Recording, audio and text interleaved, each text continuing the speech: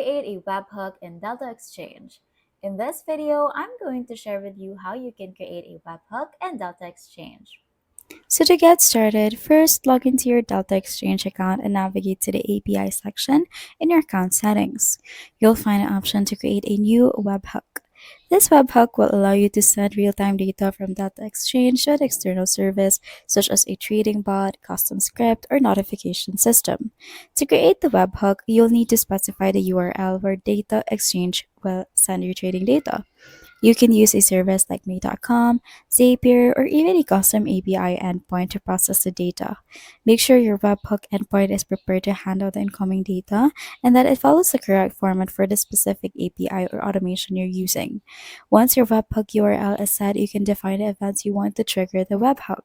Common options include trade executions, balance updates, or price changes. After saving the webhook, you'll be ready to start receiving real-time notifications and data from Data Exchange.